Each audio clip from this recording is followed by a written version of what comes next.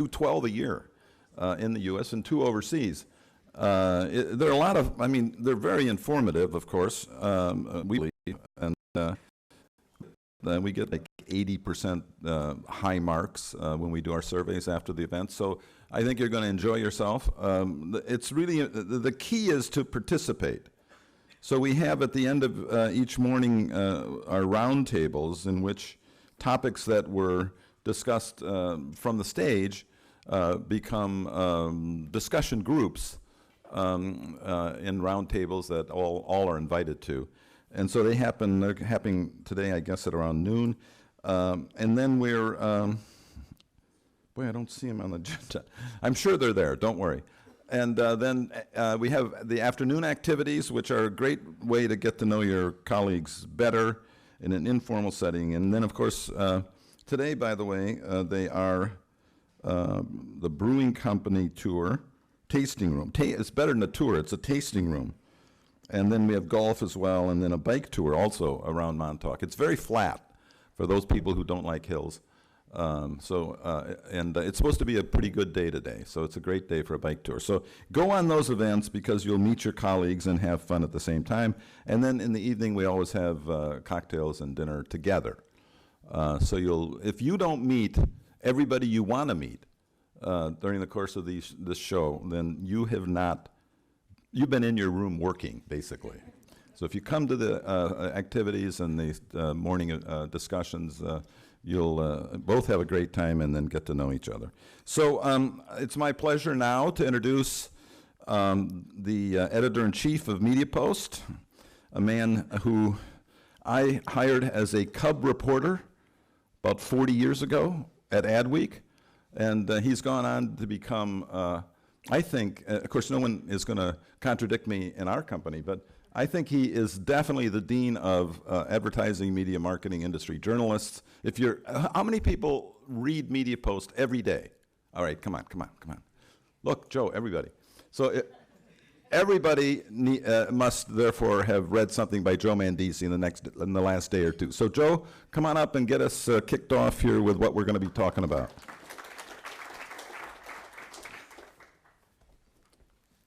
Thank you, Ken. Yeah, so actually that's appropriate because I'm supposed to do the kickoff here and introduce everything. And I think for me, it's all been part of a progression from when I joined Adweek. It wasn't even Adweek yet. It was called Annie, Advertising News of New York. And, you know, I started covering network TV, was my first beat. And to watch the progression of where we are today is worth a little step back. So I was an intern at first, and I shared an office with the publisher, Carolyn Wall. And on my first day, she handed me this article about this guy, Ted Turner, who was just about to put a local TV station in Atlanta up on a satellite dish and become a global television force. And then, of course, he launched CNN and other things. And that kicked off the first multi-channel boom and revolution. And from my perspective, it's been a progression ever since, leading up to today, Facebook and other companies like that. So when we first started covering the internet in the early 90s, I was actually fortunate enough to be part of a program that took place. The first kickoff meeting was here, actually, 20 years ago. It was called DMAP, and it was a project of the Advertising Research Foundation and the MIT Media Lab. And the goal was to plot out how digital media would impact principally advertising, but all the media that depended on it. And, you know, it was the first time I'd ever seen Wi-Fi demonstrated live in person. It was in this room, and then I went home, tried to figure out how to do that on my own. Kind of worked after a while, but the point was they created a model for predicting how media curves would evolve in the future.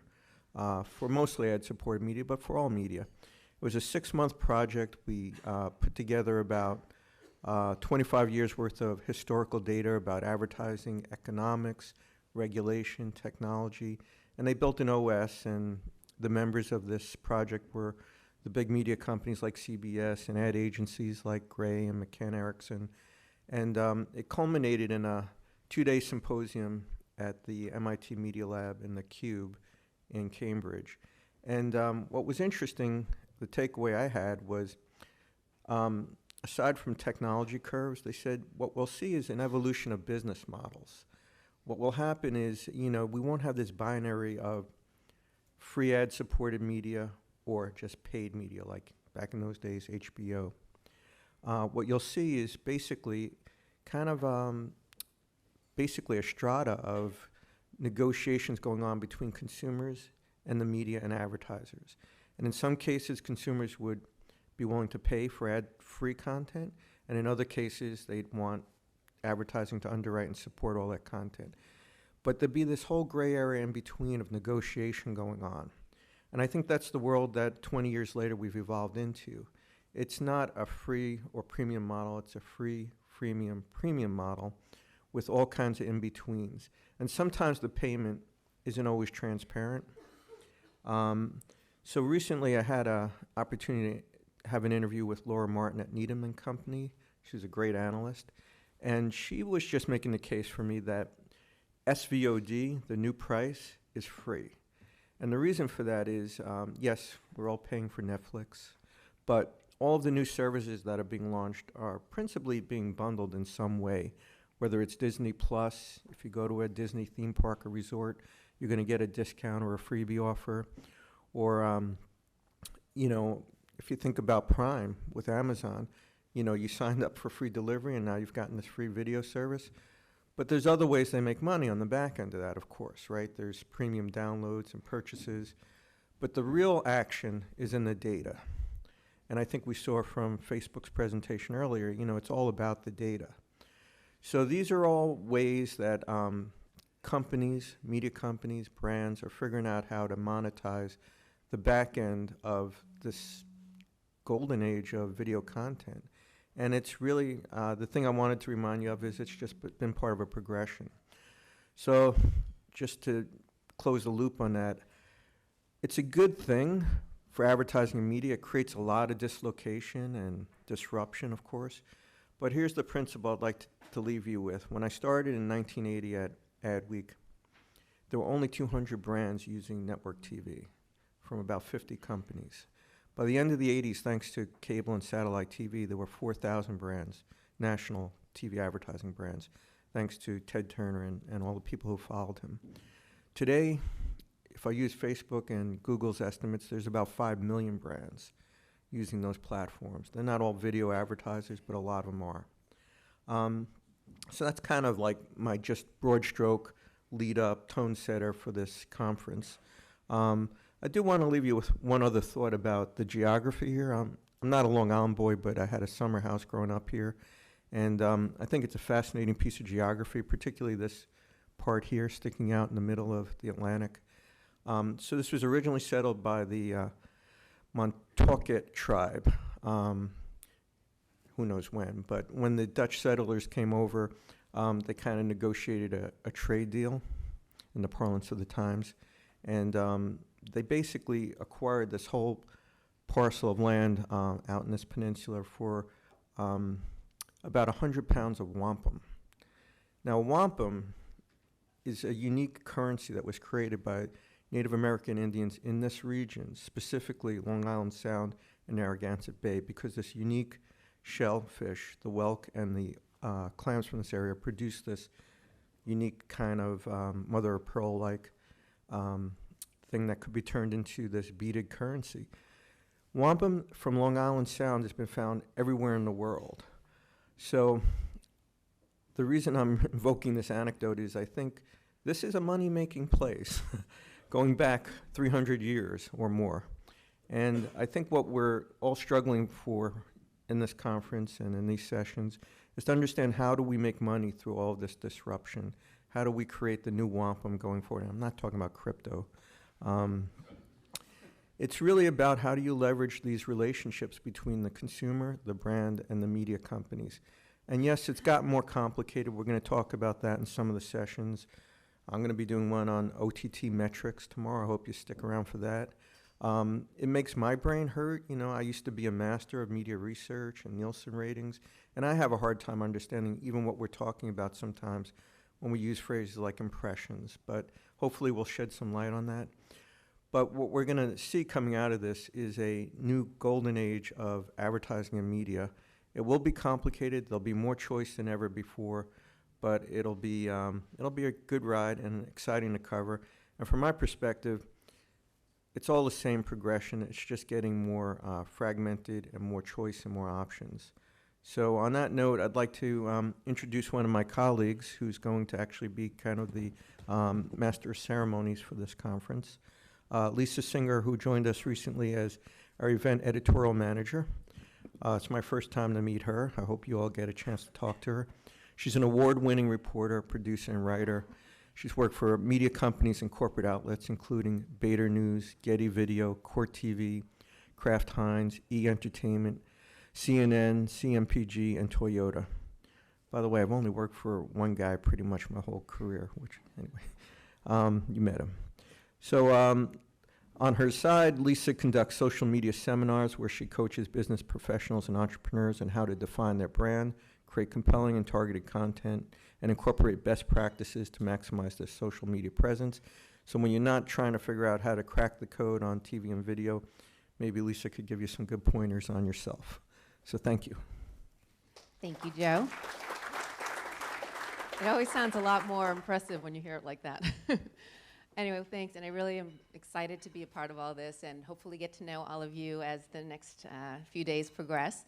And but before we do get started, I want to sort of kind of lay out the ground rules, just some basic rules in terms of when anything that's done on stage, you just need to know that that's on the record.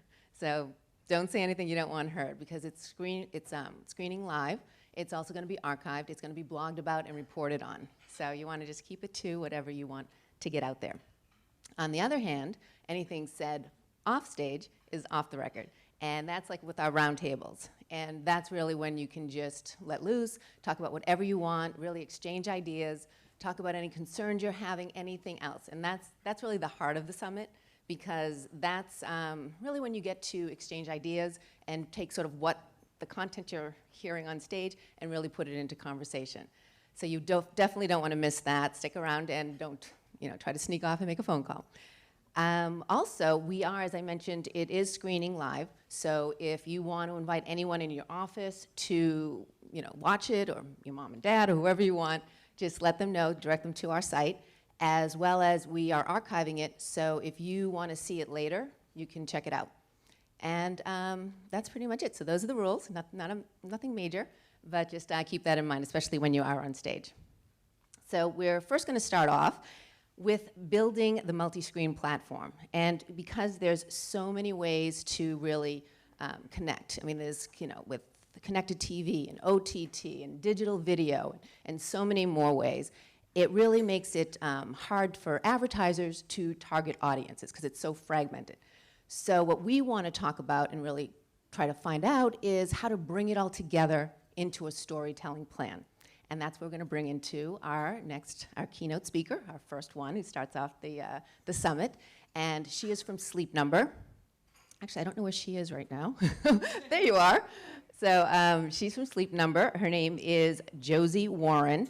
And Sleep Number really they've been using video in a very unique way in terms of they've been really focusing on storytelling rather than brand. And it's been working, so it's very good for them. So Josie's going to talk to us about their partnership with the NFL, and it's been very successful. They've done a series of videos. And really, when you think of putting the NFL with Sleep Number, it doesn't seem like you'd go there. But if you have a chance to check any of the videos out, it really works well. It's great. So Josie, welcome. Thank you. Good morning. Thank you so much, Lisa, for that great introduction, and thanks to MediaPost for this great event. Excited to be here, not at all nervous to be the first speaker for this summit. So as Lisa said, my name is Josie Warren.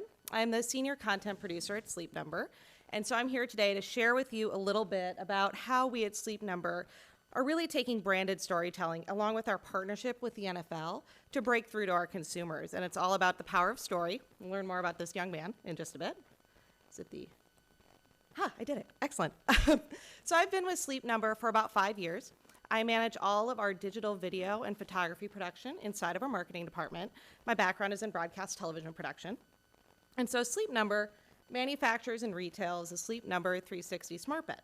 And so our primary differentiator, the Sleep Number bed, is that it's fully adjustable on both sides for your ideal firmness and comfort and support, and that's your Sleep Number setting, -40. And so also the smart bed, automatically senses your movements and adjusts throughout the night to keep you comfortable.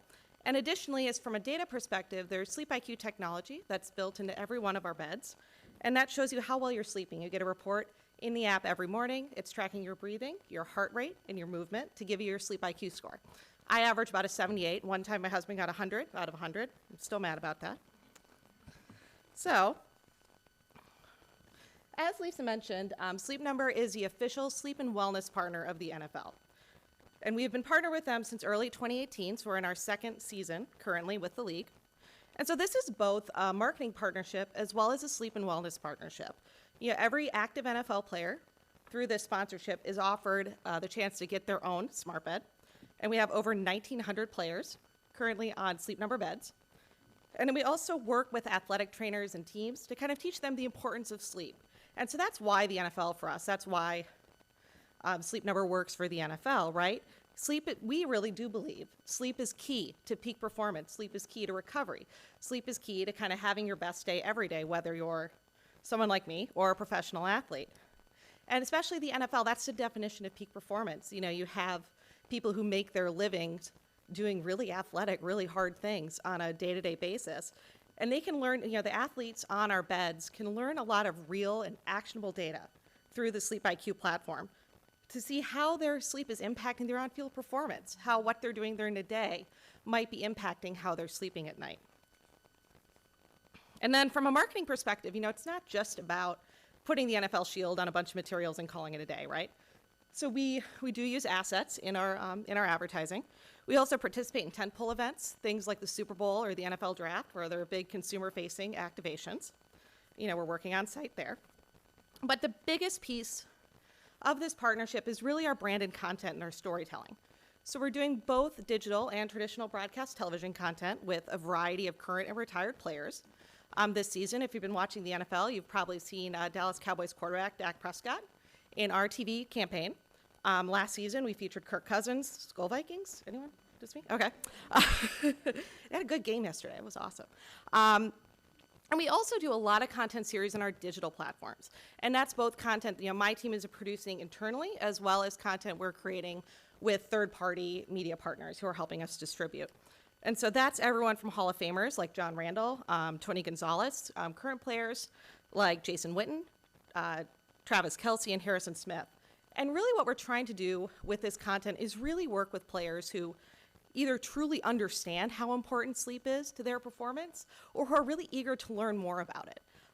You know, we want people who can tell that story naturally because that's what we want everyone to know about, that sleep isn't just sleep. Your bed's not just a bed. You know, what you do those 8 hours a night really impacts the remaining hours of your day.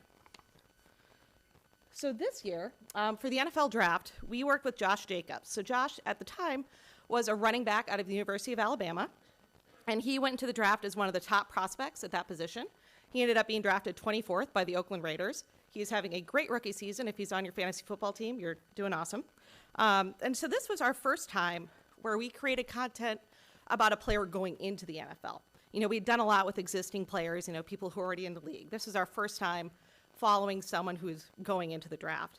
And it was also our first time where we were doing a multi-part content series in real time. So we created a 3-part content series with Josh over the course of 2 months leading up to the NFL Draft. And before we go any further, I'd love for you to meet Josh and take a look at the first episode. Oh, what do I have to push now?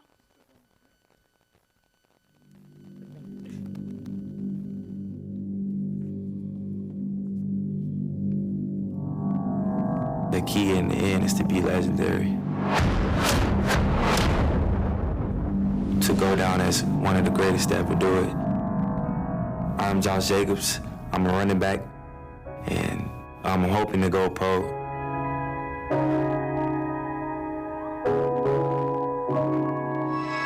I was in 3rd grade when I officially started playing football.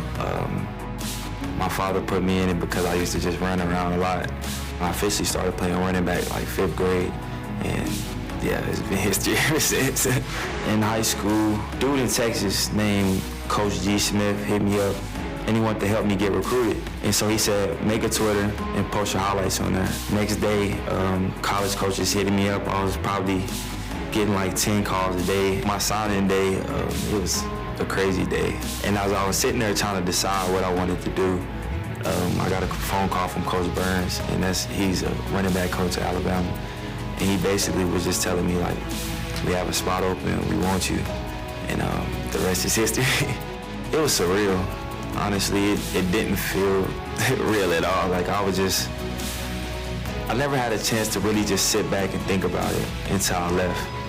And then just going back and how everything played out, I wouldn't change it for nothing. Football was definitely an outlet for me. It was a place where it let me shine and also express my feelings and my talent. So I could definitely say football saved me in a way. And yeah, football is a huge part of my life. Growing up, I've stayed in cars. I've stayed in hotels and motels and stuff like that. Even throughout high school, I didn't have a bed. When I went to college and I finally got a bed, I didn't sleep on the bed just because I wasn't comfortable. Good sleep helps you with just your mental state, especially for when you have long days, when you have to do a lot of mental stuff. So getting a lot of sleep is key. Normally I wake up and I'll be like tossing and turning edge. Just being on a bed like that where it's real comfortable and just it to you and it fits your style, it is definitely huge for me.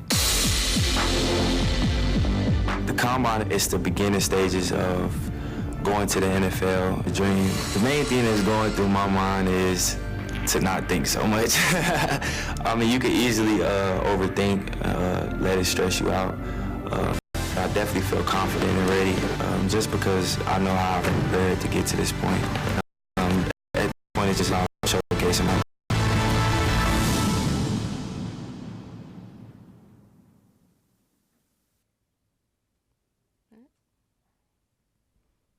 There we go. All right, great. Oh, thank you. We decided to work with Josh Jacobs. I think, as you can see, he's got an incredibly compelling story. And it also has a really natural tie to sleep. You know, when you think about how the fact he used to sleep in his dad's car, he used to sleep in motels and hotels in high school, still performing at a pretty high level, gets recruited to Alabama. Imagine how well he's doing now, with proven quality sleep. And I think the other thing about Josh we really like is he was really eager to learn and really eager to kind of get any edge he could to be at his best, wanted to learn more about how sleep could help him and be at his best, not just in his preparation for the NFL Combine and for Alabama Pro Day, but also for being in the NFL and being in the league. So as I mentioned, we produced 3 episodes with Josh. The first one you just saw, we started airing that on our digital channels. We hosted it on YouTube and created a lot of content to drive people to a landing page where these videos lived. So that aired in early April 2019. The second episode, we went to Josh's home in Alabama, kind of covered off on his training routine, getting ready for the NFL Combine. That came out April 17th, so just a few weeks later. And the last episode was Alabama Pro Day, which is another opportunity just for Alabama players to perform for NFL coaches and scouts, and also the draft itself. We talked to Josh right before the draft and also immediately after the draft. That was about 12:30 at night in the JW Marriott in Nashville after he was drafted. And that one came out on May 3rd, so about a week after the NFL draft. So we started working with Josh, and then, like I said, in Nashville before and after the draft. So out of this, we had kind of a limited time to film with him, but out of the 19 other short forms and trailers to kind of drive people to go watch this long form content, really engage with the brand. So out of those 19 pieces, some of that was content for our channels, our Facebook, our Instagram, our Twitter, 15 and 6 seconds. We also created trailers for Josh himself to share on his channel. So what that was, it was basically the same shots as our and text. He used a lot of emojis. He liked a lot of emojis in his social media, so we kind of leaned into that. We created content for some other player partners to share on our behalf to drive people to go watch.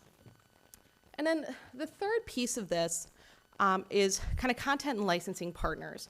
Things I'm not able to do as a producer, things I'm not able to recreate or capture myself. So we really needed for this was with University of Alabama. We did that specifically for this content series. We were able to use a team name and team marks, which is really important because if I couldn't say, we were able to license game day footage of Josh in action, which is really important because, and also, you know, my crew, that's not what they're best at, is capturing that type of content. So the ability to license that existing footage was absolutely a game changing for us. To be able to tell Alabama, they captured content for us at Alabama Pro Day. Since it's a smaller event, they didn't want to, NFL Films are kind of the holder of all day. We use a lot of saying, and I learned this in film school, and I've learned this throughout my career, is that plan again, and you plan some more, and you plan for everything. Production planning, and as part of that, you know, when we think about, from a marketing perspective, a multi-part series concept, we're going to tell this ongoing story, we're going to follow him throughout these concepts. And we're going to capture, here's what you're going to see, here's how we want you to feel, you know, so we're really on the same page. So then, when we're going back, what we align to, and here's what we agree on. And then part of that pre-production planning also includes, so we shot the interviews, you know, kind of framed Josh up in the center of the frame. We're both obsessed with it. But it's a really great way to kind of get to know him, like he's looking right at you and invested, to come back and watch the next episode and, you know, wonder what piece of this too is, you know, we have a lot of stakeholders in this type of content, not only my people who get to kind of put their R in and say yes or no. So in order to mitigate that as much as possible, out your feedback's in or out at that time, and making sure we're all aligned before taking the next step forward. Either creates content or has a hand in shepherding content through the process at their organization. Sleep Number we're really working hard on recently is past just one gatekeeper, right? Clearly defining who owns what piece of that is also really important. Why we made certain creative choices, right?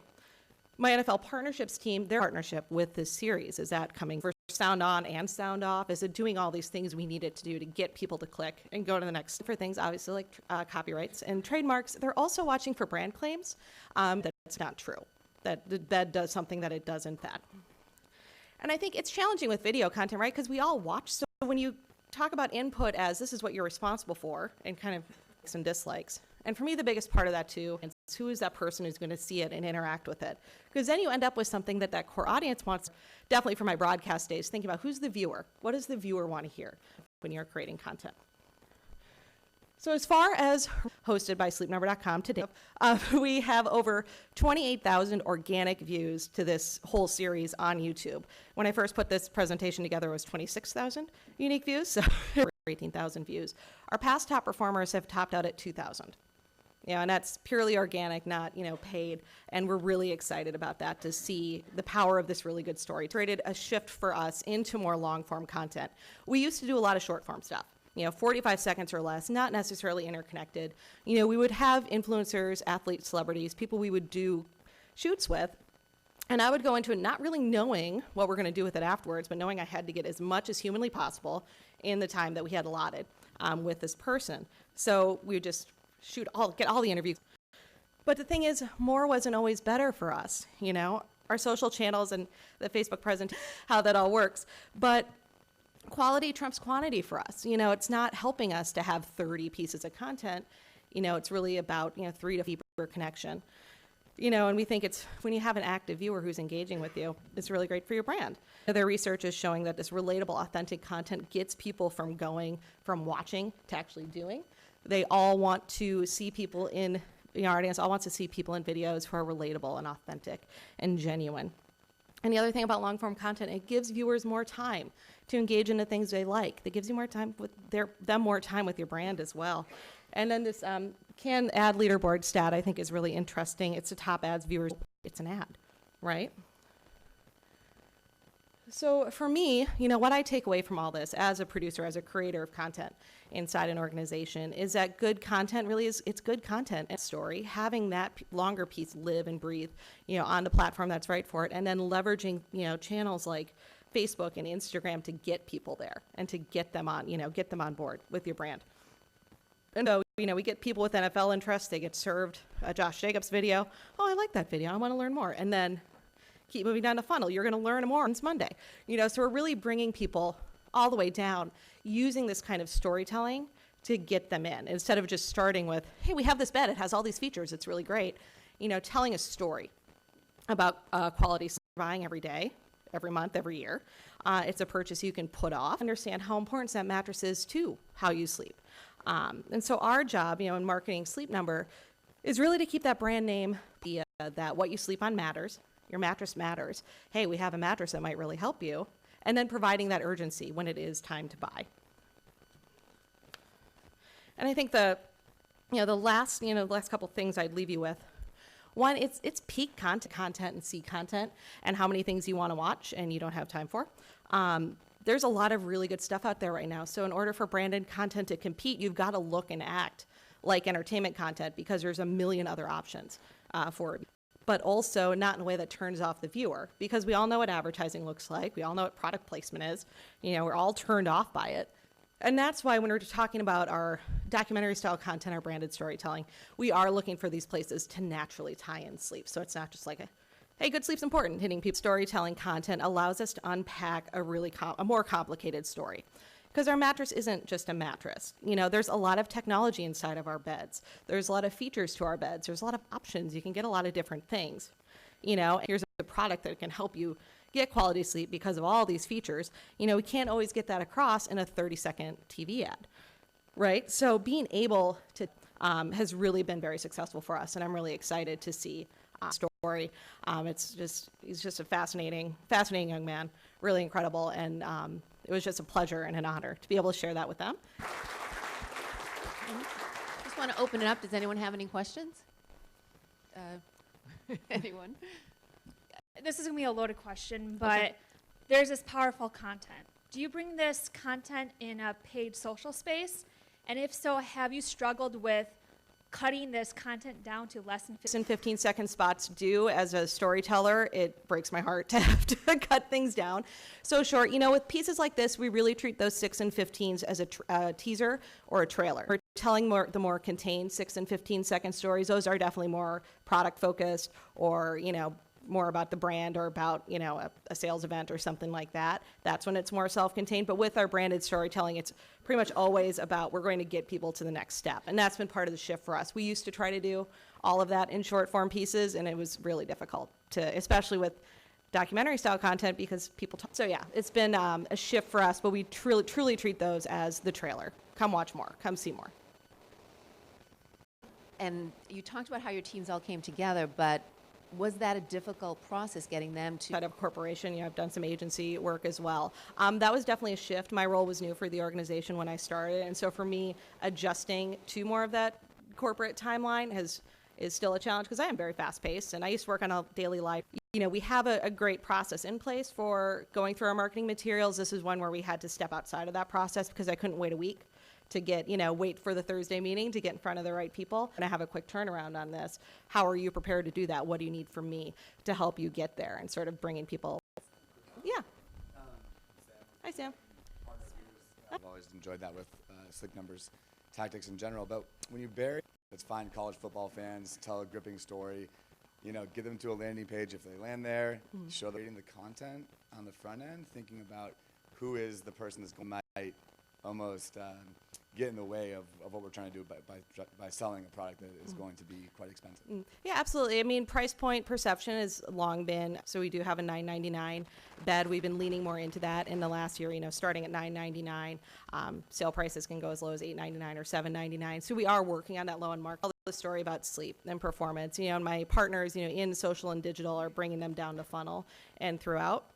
But I think I always want to make it approachable and accessible. Like, you can have this. We do have a bed for every price point. We have Sleep Number Plug. They're only sold in Sleep Number stores. We have a really great sale. At times do messaging about here's the monthly payment for this special financing. Here's, the low price point. So we are working against that price perception because it does come up in our research again and again. Like, oh, it's too expensive. I can't afford it. But Okay, great. Well, there's one more back there, I think.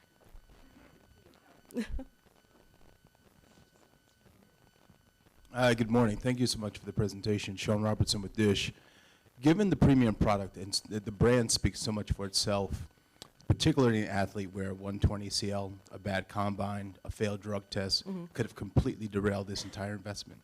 Them vet these players, understand who they are, but we've definitely had that challenge, right? I mean, back this season, you can see our players do go through ups and downs. It's about managing that. It was okay, but as a Vikings fan, it wasn't our greatest season ever. But we did have TV running with Kirk Cousins, and so a little girl wrote a letter to Kirk Cousins like, I don't think your bet is working. As far as the players' lives off the field, we do that work up front, as much as we can to make sure that we're getting guy who's really passionate about improving his performance and being able to leverage something like sleep to do better either. But yeah, it is a vetting process. And then, throughout the season, we're learning, since this is our second season with the NFL, like how that machines. So it's kind of an ongoing conversation. Great. Thank you, Josie. All right. Thank you very much. Am I blocking you guys? Just wanna- Well, next up, we're going to talk about basically 5 things that Electronic Arts is actually one of the biggest video game makers in the world. And their data is definitely at their core, but they're also one of the most creative and prolific. Badiola. And where's Juan? Oh, there you are. And he is the North America paid media lead planner for EA. We're able to, not only take this data, but also make it into something so creative and that does so well. Thank you, Lisa. Hi, everyone. Thank you. Thank you so much. So, my name is Juan Badiola, and as you can imagine, being a video game company, video plays a very important part of our strategy across all of our campaigns. So I thought I would share with you some of the learnings that we have had over the last year. I thought I'd start with an obvious one, but a very important one, is that always providing clear and upfront messaging on all of your videos. On the first one, you can see the trailer starts with a very clear, very direct messaging that highlights what makes the game unique. On the second one, it's not as effective as the Xbox logo at the beginning of the video. Given how low completion rates can be sometimes, if you save your branding until the last moments of the trailer, there is a risk. So here our learning was to really implement branding at the very beginning of the video so that you can capture your audience attention. Second, and this is an interesting one, and we found out that having subtitle creative tends to think about the fact that about 80% of all videos watched for your audiences increases how much the message resonates with them without having to be pro sound. So this was a very interesting one and something but having the subtitles does campaigns for Battlefield and Anthem we found out that 15-second assets were just as effective. Given how much more cost-efficient these short-form videos can be, we actually use makes a lot of sense because if you think about how much less time you have, but the messaging and making sure that the brand. Yes. Another one that was interesting for us is, as a video game company, we do work a lot. We're passionate about video games, and they have these audiences that are really engaging with the content that they put out. So one of the things that we've learned when working with this part, we do. So for us to put content that is heavily promoting, because they're coming to these sites, to these personalities, to these influencers, and occupy that space, really distracts from what we're trying to accomplish. So we actually try to focus more on audience engagement and really kind of like seeing a lot better performance when this is the case. So as you can see here, we try to not be a natural way that they know will resonate with their audiences.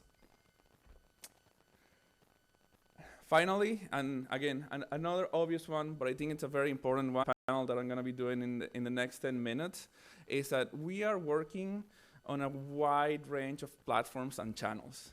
And to think that one size fits, it's really important to understand the best practices when you are working for specific platforms and specific channels, to understand how your audience sound on longer format makes sense. But if you are thinking about social media and how the fact that you need to be very concise and very efficient in delivering your messages in those platforms. So it's really your audience. I think that the best takeaway from this experience is to understand and to always put your audience that the results are much, much stronger. So I figure I would provide, and it's, again, off to a strong start. Really deliver the messaging and the branding of your content. Subtitles do perform better than localized creative. Watch with the video, with the sound turned off. So really take that into consideration. More cost efficient and equally as effective. So why not really prioritize those units? Know them best. Again, putting audiences first gets you the best results. And be on all platforms at all times, but really think about how you're serving your audience and trying to create the narrative that you're trying to convey. It's a bit quick, but I thought I'd be happy to answer them. But to make it a bit more engaging, I'm going to grab one of those microphones and walk around the stage a little bit. Okay. Anyone have any questions? I actually have a quick one. You obviously, it's very important to you guys. It's not so much about the data, it's about the quality of the data as you were talking about with data, or do you still think that plays just as important of a role? No, we're big believers in data. Like, I know I'm repeating myself, but how they're consuming the content and how they're like engaging with media across all different platforms, sort of everything. It's the backbone of what we're trying to do. And based on those learnings and based on kind of like the research that we have done, we try to tailor our. So it's still your priority. I mean, it's not something that, because I think it's hard to get the market. So do people still need to get so concerned? And this is going to be a very personal and maybe biased opinion, but it really does provide the information that you need. I think with gut feelings, or like, we think that because this worked last year, it's going to work again. I think that it's coming directly from the people that you're trying to reach. So why would they be lying to you? I think that we have enough platforms and we have a lot of really like understanding that what worked 2 years, 3 years, 5, we have available at our disposal nowadays. And kind of like, if that wasn't the case in 5 years, in 10 years. So it's constantly be learning and using that data to learn. So keep with the data, but just then Yes. also adjust and tweak depending on your audience and I mean, the behavior. you can sometimes risk putting it has to be a tandem, like a tag team kind of sorts, but really, I feel like data is. Okay, great. Anyone else? Oops, Thank you so much. You mentioned your linear strategy and using younger consumer, and so I think more about cord cutters, and so less of a broadcast or linear strategy and more of a streaming strategy. I was wondering if you could, to reach those folks, or what does that strategy look like for you? Sure. So as I was mentioning, try to align ourselves with very tentpole moments where we know our audiences are going to be lean in. But when it comes to video platforms like YouTube or Twitch, try to tailor our creative to be that short form. Like for Anthem, we actually our game, but most of our TV was having those 15 and 30 seconds because we are trying to create that brand recognition and awareness. Anthem was a brand new IP, so we really did have to do a lot of lift when it came to brand lift awareness, because Madden, I know FIFA, I know these games.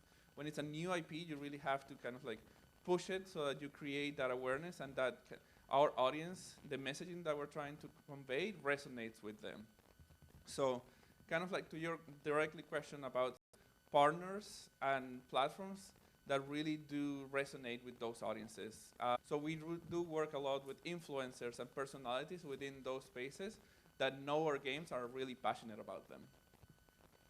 So can we get to your question then? I guess have to move it forward with the panel. Is that okay?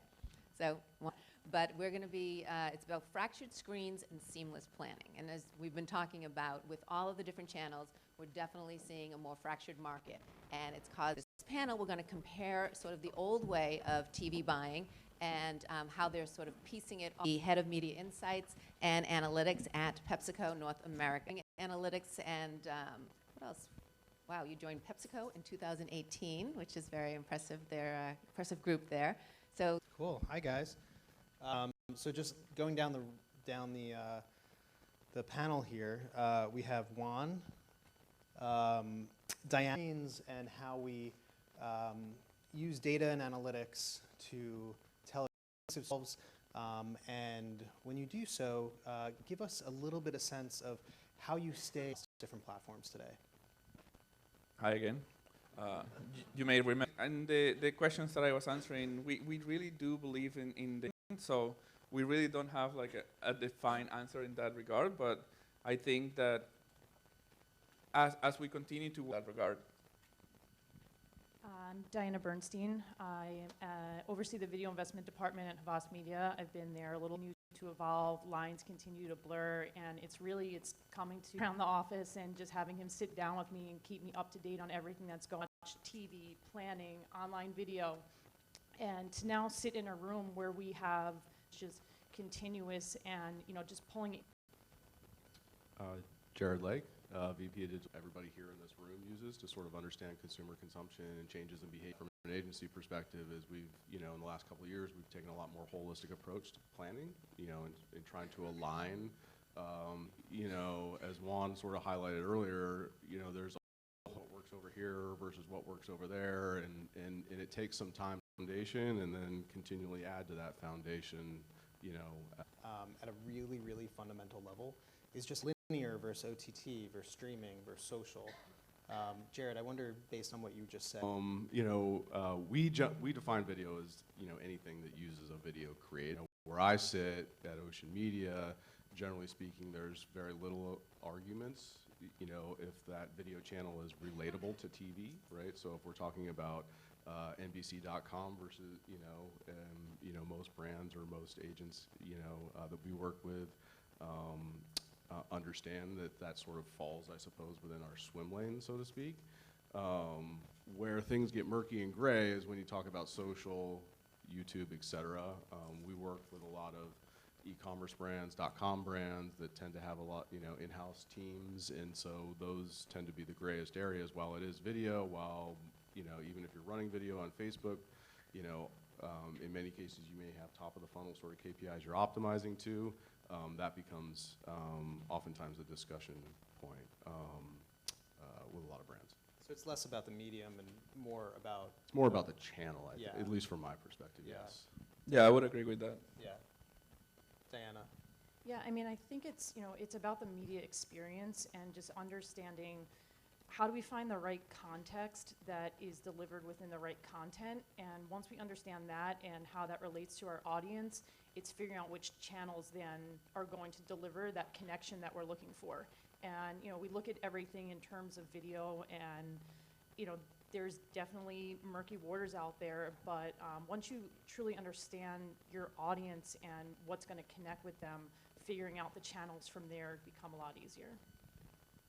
I just wanted to add to your point, like, it's a constantly changing environment. If you think about all the platforms that we currently work on and all the platforms that are going to be available in the next year, like if you think about all the streaming platforms that are coming up just in the next 6 to 12 months, or like the Facebook people there, like using VR and AR as possible channels of promoting your videos. And like, if you think about it just from the video game industry perspective, and they're a competitor, but it's still worth highlighting, Fortnite could be seen as a channel nowadays because of how much people are engaging with that game and how people are consuming that game. If you think about, they've run promotions with Batman, with the Avengers, like they even had a Dead Mouse concert. So like there is a possibility that media and video as we understand it nowadays will be radically different in 5 years from now.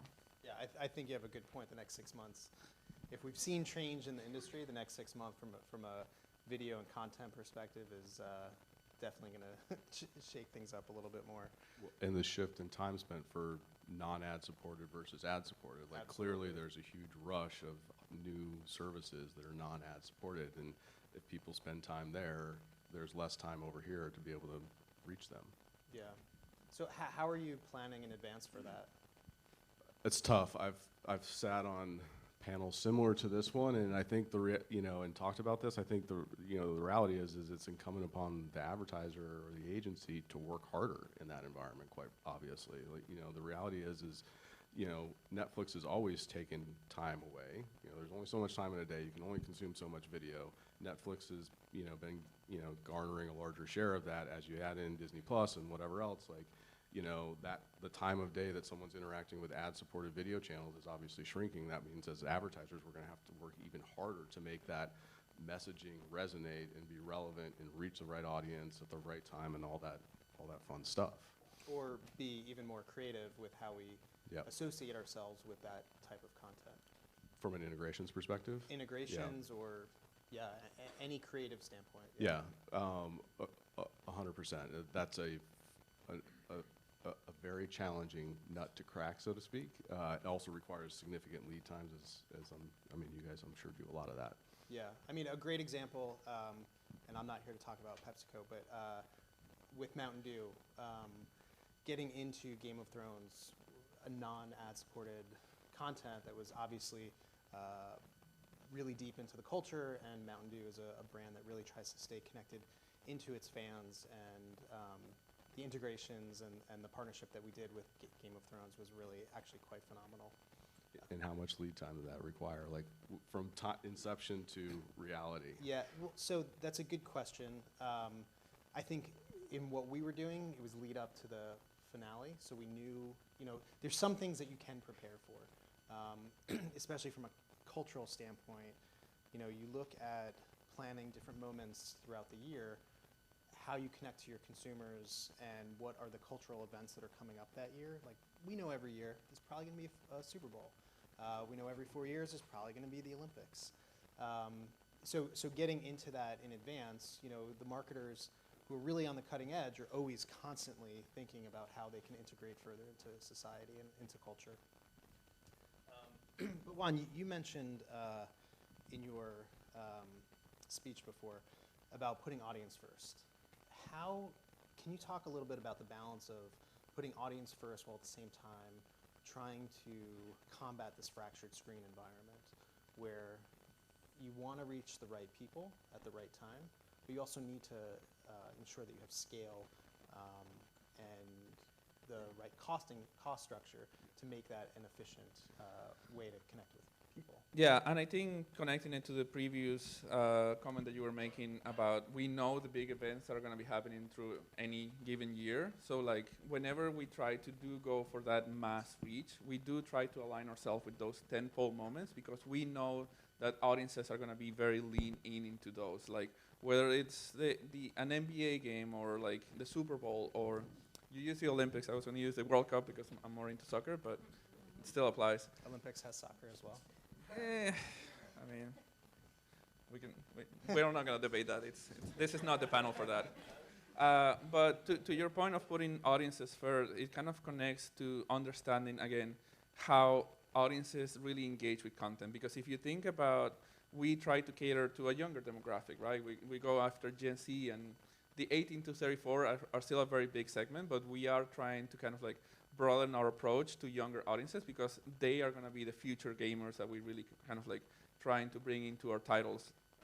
So if you think about how those audiences can be very defensive when it comes to ad, it kind of like gives you an answer as to why we really do work with influencers and those voices that are passionate about and knowledgeable about the titles that we work in. You have to be authentic, and you have to have permission to be in the channel and in the spaces that they're... Yeah, nothing's going to throw you off as Ninja trying to tell you the all-run is awesome when like it's not coming from him. Yep.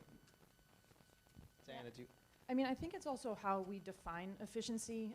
Coming from a traditional TV background where I started, a lot of that was, a legacy CPM for linear television.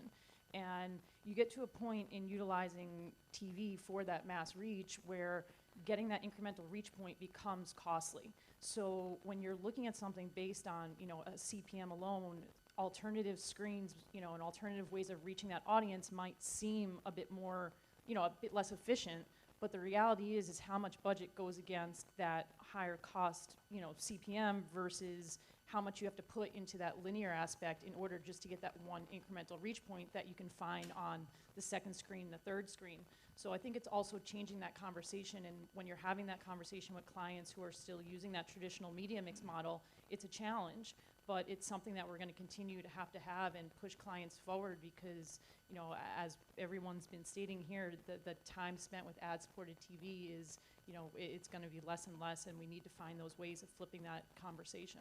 But I think, so that point goes back to our earlier comment about how to bucket the different channels and the roles of the media, because obviously you're doing that in part so you can then measure and understand what channel or what medium is the most effective. So the definition of what TV is or what video is, what linear versus premium, all comes down to what's the performance of that.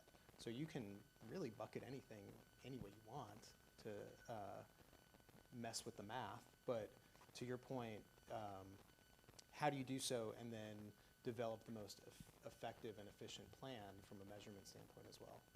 Yeah, correct. I mean, because if you continue hitting that same audience, I mean, we all hear about within the linear bucket how it's the heavy TV viewer that's there. So if you continue to hit that same audience over and over again, is that really an effective efficiency versus switching that budget into another area and then just putting all those pieces together to come out to something that just makes sense and moves product?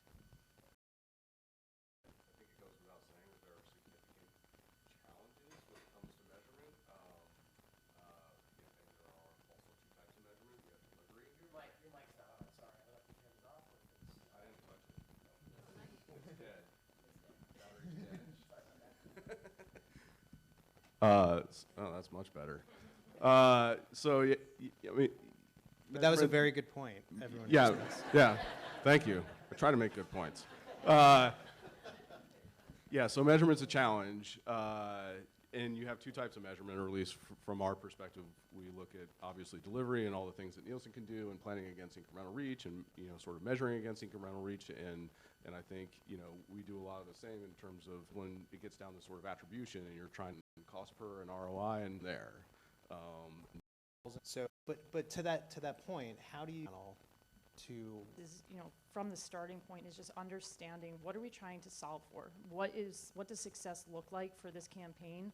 Understanding what assets we have, understanding who our audience is and how they're consuming media, and then figuring out our starting place. Is our foundation going to be linear television, or are we working with a client who's looking to reach the younger audience, or a client who might not have as much money to really be effective in the linear TV space? And then that starting point becomes somewhere else. It might be OTT, it might be addressable, it might be digital, and it's really just understanding what you're trying to solve for, and then figuring out how you utilize those channels and what assets you have, and to be totally honest, what budget you have sometimes. So do you typically have a lead channel that you go against, and then use the other platforms as supporting, or do you go in zero base always? Again, I would say client dependent. We do try to define what is that foundation, and then how do we build from there. I feel like if you're just kind of pulling from all different areas, it kind of gets sloppy when you put it together, and it's a lot harder to explain to a client, here's your plan if you're not defining each channel and what it is going to serve. Even to the point of measurement, there's not unified measurement. So it's defining the channels that are going to work and putting measurement against each, and then saying, okay, at the end of this campaign, I will show you success against this channel, and trying to bring it together into a 360 story without having that total unified measurement available to you. Jared, do you have comments on that? No, it's tough. I mean, the reality is, Your mic is working now. Yeah. When it comes to planning, the first and most important choice that you make is what represents your base, right? And that's going to dictate to a large degree, if you're using sort of reach planning tools and Nielsen tools and all this other kind of stuff, what channel gets a lion's share of your budget. If that base is based off a high reach sort of channel. So if you start with cable TV, the majority of your budget is going to go to cable TV. If you start with online video or Facebook or YouTube, the majority of your budget is going to end up going to online video, Facebook or YouTube. Well, assuming reach is your end goal. Assuming reach is your goal, yes. Yeah. Juan, do you have a client perspective on that? No, I was just gonna say, to your point of really defining what the objective is, and to kind of continue from what you were saying, really understanding the benchmarks of the different channels that you're gonna be working on, because what works well on digital might not necessarily work well on digital TV. And if you think about how different our audiences are, and how kind of we have to really understand that just because you play The Sims doesn't necessarily mean that you're gonna play Madden. So our strategies have to be very targeted to the who we're going after. So really kind of bringing it all together and understanding, okay, we have this one objective of effectively reaching our audiences, but again, kind of quoting myself, one size does not fit all. That was a good plug. Yeah, one of the things that we focus on is obviously defining that mix from a planning exercise perspective, and then given the measurement challenges of understanding channel A versus channel B, You know, obviously a near-term sort of simplified solution to that is to optimize within channel, right? So you decide that, you know, you need cable TV, broadcast TV, Facebook, YouTube, whatever else on your plan. You know, most agencies have the tools to optimize within those things. And then, you know, you can figure out over time if you need to move budget out of one versus the other. And that's the balance between Yeah. mix modeling and attribution, which I think can get us down to a dirty data path. So let's bring it back up into the fun world of marketing and the opportunities that exist in this fractured world. So OTT, connected TVs, we have more opportunity than ever before to be really creative in how we connect with consumers and leverage our brand messages. Diana, can you talk about something that your agency has done that you're super proud of, or that, you know, kind of couldn't have been done a couple years ago based on the capabilities from OTT or connected TVs today? Yeah, I mean, I think the interactive feature that you have the ability to work within OTT and connected TV, you know, we have some Spirits clients who love it, right? They love using that to push extended content, to push drink recipes. You know, we have another QSR client who uses it to showcase product and to drive download apps, and we see the engagement there. You know, we see people who are utilizing the feature and they're coming back, and we've really seen success there. And it allows us to tell that story past a 15, past a 30, and get users to take action and, you know, drive them a little bit closer down the funnel than what we're able to do with traditional television. And I imagine balancing the fun or the connected aspect or the engagement aspect with the higher cost that comes with it is also another interesting conversation that agencies have to have. Jared, do you guys internally debate that how connected you want to CTV or OTT or whatever acronym you want to use against it? You know, we found from a cost perspective, you know, in many cases it can be more expensive than certainly cable TV, right? So you have to sort of balance that a bit. And what we found a lot of, you know, measurement studies like in this room have, and you know, one of the encouraging outcomes that we found is we're seeing that the audience in that environment typically and responsive. You're not clear if that's just because it's a smaller concentration of higher value people. You know, people who tend to stream or content are generally younger, generally more affluent from a household perspective, and so that may obviously be impacting what we see in terms of response rates and conversion. But that has been, I guess, one of the, lights at the end of the tunnel that we've seen in the last couple of years to help sort of motivate brands to invest more in that channel. Because again, from some of the measurement aspects from a Nielsen perspective have handicapped that, but to be able to say that you're getting a higher value customer and you're getting people to respond at a higher rate than you've traditionally seen on TV, that's obviously valuable. Well, the fact that they can respond. Exactly. I mean, you can measure that. You can actually, in real time, identify what the engagement is, however you're defining that engagement. Juan, do you have a... Yeah, no. You can quote yourself from No, your no. presentation. that was once and one time only. But like, no, I completely understand that. To your point, of, like, one of the benefits of OTT is really kind of like being able to peek under the hood and really understand what's working and what's not, because we do have those metrics. We do have like an understanding of how audiences are engaging and reacting to the content that we're putting in front of them. So I think that's one of the biggest benefits of OTT and addressable TV that really kind of like, again, continue to evolve as we move forward into the future.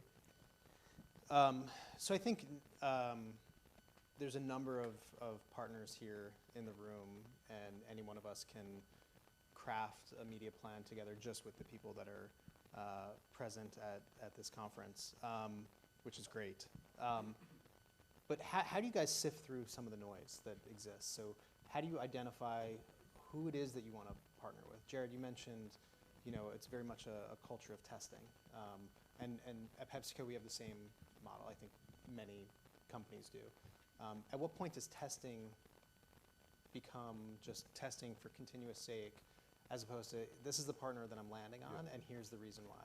Yeah, so I would say that our emphasis from a testing perspective is testing, I guess, within channel, so to speak. You know, so if I've already identified that, YouTube is great for this particular brand or Facebook or whatever, then I'm going to continue to optimize and tweak that until I'm like blue in the face. Like that's just going to be an ongoing thing. We're going to allocate some budget to it and go after it. When it comes to testing new partners, you know, from an ad tech perspective, we are very deliberate when it comes to that, because that can be it's an investment in time, money, and resources from an agency perspective. As everyone in this room understands this dynamic, there's a lot of sort of, overlap in sort of the marketplace in terms of what, partner A can provide versus partner B. And so, we test very few partners, quite frankly, on an annual basis. And we spend the majority of our time testing and optimizing, with those key partners that we've already established. One thing that I wanted to add here is that, and repeating myself again, but really understanding where your audiences are, because if you think, when mentioning going and really engaging with younger audiences, like a platform like TikTok was an opportunity that really came about this year. Like if you were to ask this group of people what TikTok was last year, probably a lot of question marks and like, I don't know what that is. But like this year, like seeing how that platform has really kind of like come into the spotlight and really make a big impact, I think that you have to be deliberate, but you also have to understand where opportunity resides, because like new partners and new opportunities do come up very often, and like there seems to be a new player every other week. But really understanding again how your audiences are really engaging with those platforms is what will give you the answer of, is this a good idea for a campaign or not? Yeah. And TikTok deserves a spot at the top of that list, right? They've come out of nowhere. They have a huge audience. Makes sense. Exactly. Yeah, that kind of reminds me, and I'm dating myself a bit, but like 10 years ago, there were so many new social platforms and partners out there, and I just remember like every month there was someone new, and just in my head thinking, no, I'm not really going to pay attention to them. They're not going to be here in 2 or 3 months. And I think we've passed that point to the extent that it was 5, 10 years ago, and the marketplace has solidified to some degree. But there's obviously innovation, people like TikTok and Quibi coming out to develop really new partners. Are we out of time? Well, I'd love to give everyone, you guys have so much information, I'd love to give everyone else a chance to ask some questions, Sure. not just you. So. Great. But unless, did you have any like big question that you wanted to sort of end with? Well, now the pressure's on. No biggie. Yeah. So if you were to really think about the spend in the marketplace from a video standpoint, where would you think, just really broad answer, up or down, what platforms and media channels do you think are going to be going up in the next 2 years, and which ones I think will continue to go down? I mean, I'll start. So what we're already seeing and what I expect to see for the next, couple of years at the very least is, CTV and OTT or however you want to describe it. That's where we had our largest growth in terms of media investment year over year. And it's gonna, that train seems to be continuing down the track. Yeah, I'd have to agree. It's the same area that we see, and it's really, there's just so much opportunity there, and so much opportunity across every client that we have under the hood. There's an opportunity to take advantage of that space.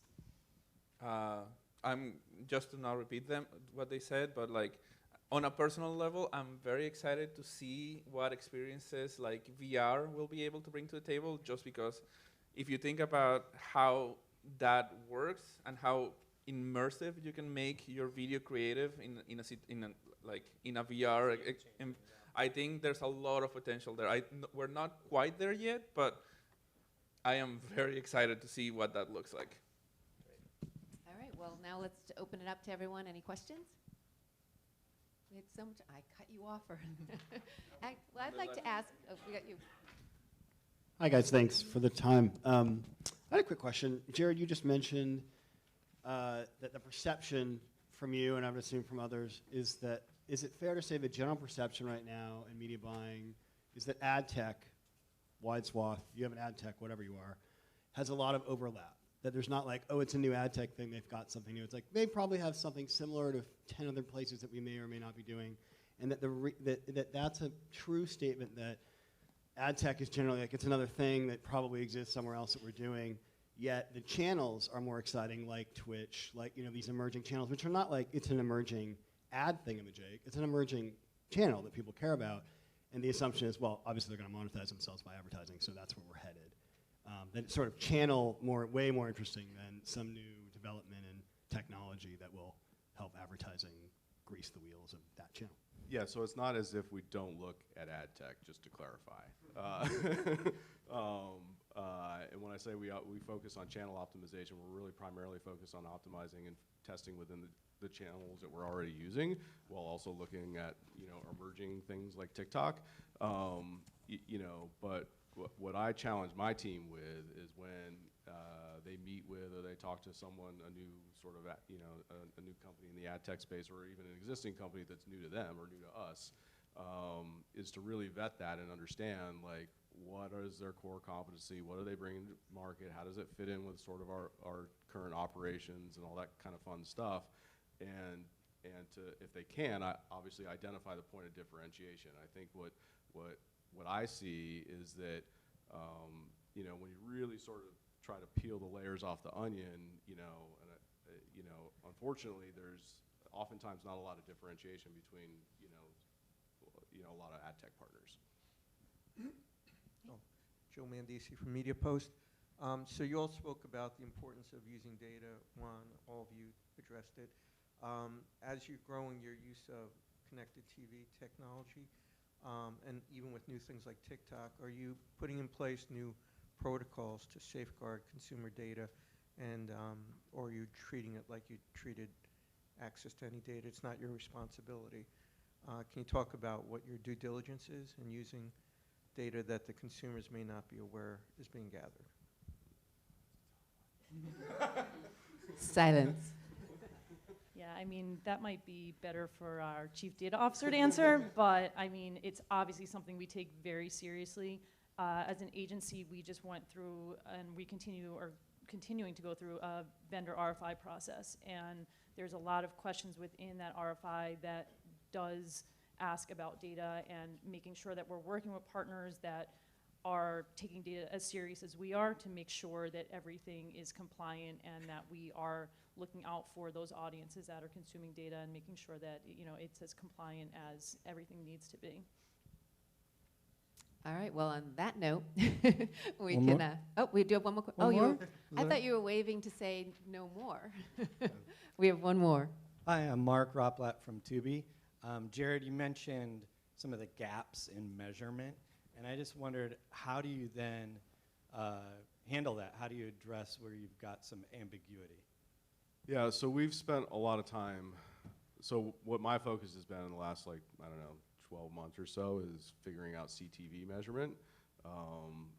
As I'm sure everyone here understands, Google has yet to add those sort of devices to their device graph, making sort of measurement from a pure, traditional digital perspective and attribution, impossible. So we've tested that. That has been our investment in time from an ad tech perspective. We've tested quite a few people in the last 12 months that are offering, device graphs and measurement solutions for connected device. Obviously a lot of people, bundle that with services from a buying perspective, whether it's managed service or self-serve DSP. We've identified a couple that we feel reasonably confident with, but that's been a big focus, and that's from my perspective, a vacuum in the ecosystem. Not to get too complex, but if you start to dig into some of those solutions, the reality is the connected device ecosystem is not using any sort of device ID standardization. It's mostly IP-based matching. There's all kinds of inherent sort of challenges or issues with that, privacy stuff. It's a giant kind of cluster. But brands need an answer. Agencies need an answer. We need to be able to sort of justify investments in these channels. We need to get some answers. We need to be able to understand what's working versus what's not to help, inform how we continue to optimize our budgets. And anyone else? But you had a question earlier for Juan. Did you? I did, but it was very specific to Juan's business. Oh, okay. So you guys can talk later. We can connect later. He's willing to talk. Sure, yeah. My name is Jesse Math from Forward PMX, and I think maybe also a tough question, one that I struggle with. But so you're talking about planning across video options and channels. Is a view of you everywhere? Do you value a video completion in one place more than another, whether it's broadcast or YouTube, or is it really just about making sure that an audience sees the video? I do not, right? I think like the value of a view in, let's take Facebook for instance. If you calculate the cost per completed view on Facebook, if it's based off of 100% completed view, not 3 seconds or 10 seconds or whatever, that cost per completed view on Facebook is going to be significantly higher than a cost per completed view on YouTube or a cost per completed view on CTV. The difference with Facebook is that if somebody actually gets to the end of that video, they are highly engaged and focused on your brand, and they're much more likely to convert after sort of viewing that whole video. So if you compare the cost per completed view on Facebook versus something else, you're inherently not going to spend money there, and that might be a mistake. Yeah, and I completely agree that, just to your point, like, I don't think a view is just a view, because like, if we count impressions and, oh, we got impressions and we won. Like, it's not that simple, right? Like, is your creative resonating? Is it making an impact? Is it helping, like, really elevate your brand? Because, like, if we think about the exercise of what we try to do, like, what we're trying to do is create brand awareness, right? Like, whether it's to drive ROI or to really kind of, like, just create awareness of a product or service, like, you really have to be very methodical, very understanding of the impact that your media has, and to just simplify things as, oh, we got views, you're kind of like losing the objective of what the campaign is trying to do. Yeah, I mean, we're looking to find a meaningful view, right? Something that's resonating, something that the audience is leaning into, something that is going to eventually cause them to take action. And, if we're just considering things to be a view, we'd be buying on People 2 Plus or Household, right? It's just about getting someone to see the ad. We're looking for something that's engaging and it's meaningful to that audience. Okay, well, I think we're going to take about a 10-minute break and just get coffee, water, do whatever you need to do. And I just noticed the fog's off, so how beautiful is it out there? So enjoy the scenery.